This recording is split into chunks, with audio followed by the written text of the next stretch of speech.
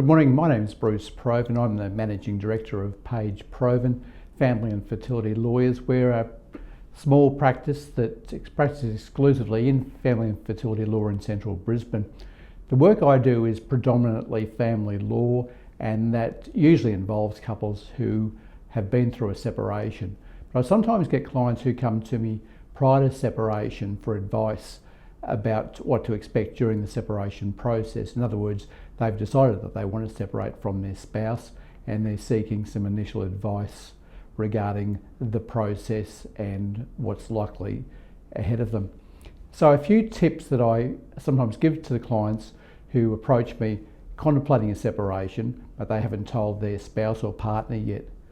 So the first one is, if you're planning to separate, you've got to think about where you're going to move to, or if you're going to remain in the same home as your spouse or partner. When you separate, it's not necessary for either a person to move out, and there's a lot of couples who remain separated for long periods living in the same home. But you've got to think about, look, do you want to move out, or do you want to try and get your spouse or partner to move out of the home? The second issue to think about is money. If you're going to separate, you need to make sure that you've got adequate funds available to be able to support yourself. Now, if you've got your own bank accounts, no problem. If there's joint bank accounts though, you may need to think about whether you should remove some money from those bank accounts either prior to or shortly after telling your partner or spouse that you want to separate. Because the last thing you want to do when you're going through a separation is to leave yourself short of funds. Likewise, a credit card, if you can, make sure you have access to a credit card, preferably one in your own name, so that you can use that for purchases. The next thing to think about is arrangements for the children. If you've got children who are reasonably young, what do you want to happen with the children?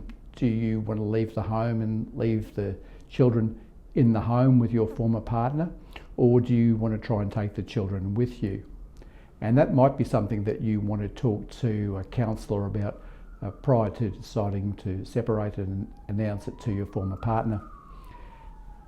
One of the most important things is to keep safe. I mean, a lot of couples go through domestic violence, and when I say domestic violence, that can mean economic abuse, financial abuse, harassment, intimidation, coercive control. There's a number of aspects of domestic violence. So you need to make sure that you're not going to be exposed to domestic violence once you announce your separation to your former partner. One thing that happens sometimes is that people decided to leave the home without telling their former partner and go and move somewhere else because they're worried that if they tell their former partner that they want to separate, there will be a violent reaction. And if you fall within that category, there are help services available from domestic violence services, and you should avail yourself of those. The next matter to think about is your health, particularly your mental health, because if you go through a separation, it's going to be one of the most difficult times of your life. The most important thing is for you to stay healthy, and that may mean getting support from a counsellor or psychologist to help you through what's likely to be one of the toughest times of your life. Also, look after your physical health. Also, maintain good relationships with your family and friends. You're likely to go through a very difficult time, as I said, and if you've got people in your corner that are looking after you or looking out for you, that can really help get through what's a very difficult process. You may even want to tell some close friends or family members that you're about to separate so that they know what you're in for. Also, get advice from a lawyer. Not necessarily prior to separation, but if you do decide to separate, I recommend seeking advice from a lawyer immediately following the separation. It won't cost you much to sit down with a lawyer for an hour or an hour and a half just to try and map out what's ahead and get some advice about your rights, your entitlements, your obligations, the process, what it might cost and how long it might take. And that's likely to put you at ease. Also, work out arrangements for payment of your debts. If there's mortgage payments, for example, or other payments coming out of accounts, make sure they can continue to be paid. So for example, if you're going to move out of the home, make sure that the mortgage payments continue to be made in the event of separation.